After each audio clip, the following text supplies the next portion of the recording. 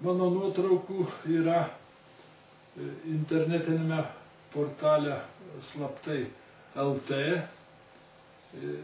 fotogalerija.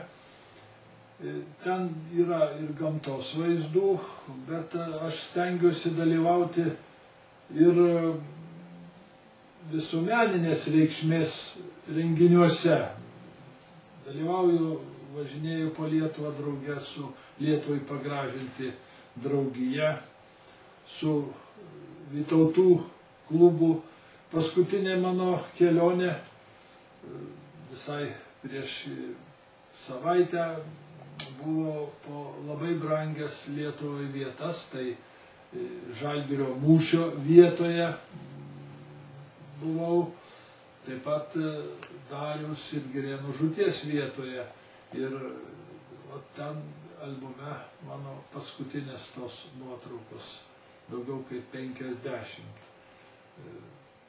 Aš atkreipiu dėmesį, fotografuodamas į kultūros veikėjus, sakykime, lankiausi Basanavičiaus tėviškėje, Ožkabaliuose.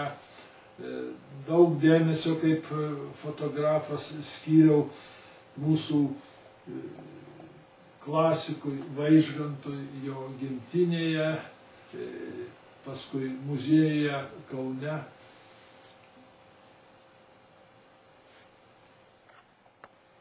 Aš labai džiaugiuosi, kad mano archyve yra unikalių fotografijų apie tokius iškilius žmonės kaip Justinas Marcinkevičius, su kuriuo man teko Baltų vienybės dienoje būti praėjusį rudenį ant Gedimino kalno.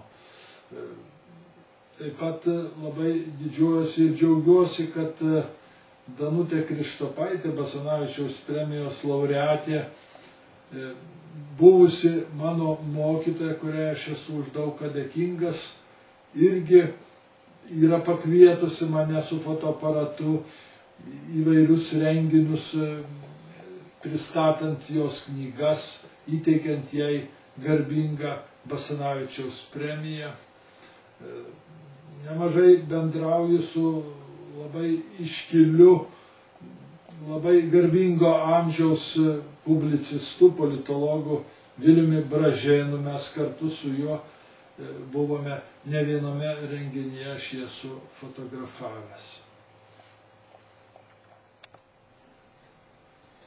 Gimiau 1939 metais, dar laisvoje Lietuvoje, kai buvo likę vos keli mėnesiai iki hitlerinės fašistinės Vokietijos ir komunistinės Rusijos, Sovietų Sąjungos slaptųjų protokolų, kurie nulėmė Lietuvos likimą.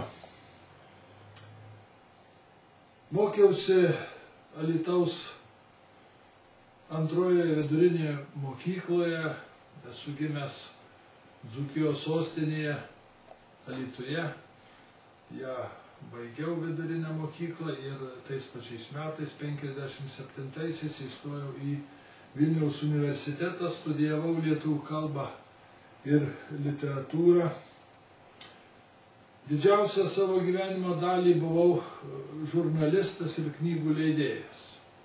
Nemažai metų dirbau Lietuvos radijoje, paskui Minties leidykloje. Minties leidykloje buvau redakcijos vedėjas, vyriausiasis redaktorius, kelerius metus buvau tos leidyklos direktorius.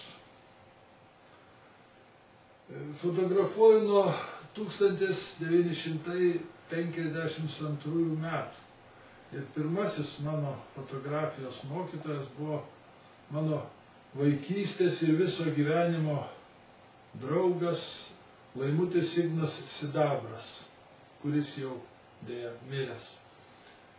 Jis mane mokė, taip pat mokiausi iš jo man paskolintos knygos Lauciaus Fotografuoti gali kiekvienas.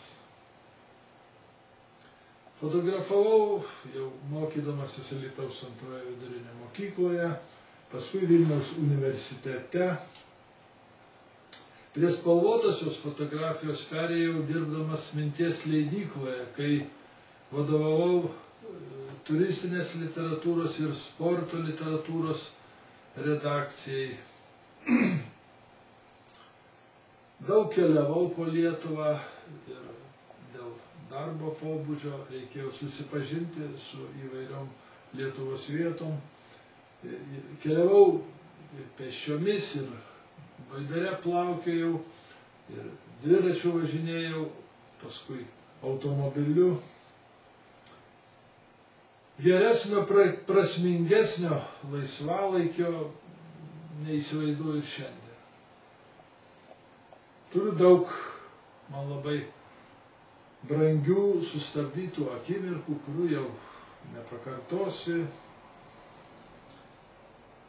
Ne tik miestai ir miesteliai, ir žmonės, ir tie žmonės dažnai jau išėję, jų nesugrąžinsi. Nelaikiau niekada savęs fotomenininku, tiesiog buvau fotomėgėjas, neieškau labai įmantraus kadro, labai patinka fotografuoti gamtą. Lietuva man labai graži nuo Piliakalnio, nuo ežero pakrantės, nuo upės Skardžio.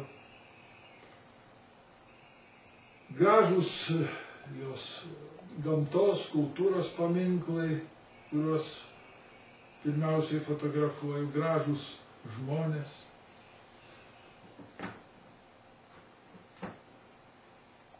Jau daugiau kaip 50 mečius vaikščioju po Lietuvą, ypač po Alytaus apylinkės, po Vilniaus apylinkės, kur gyvenu nuo 57 metų.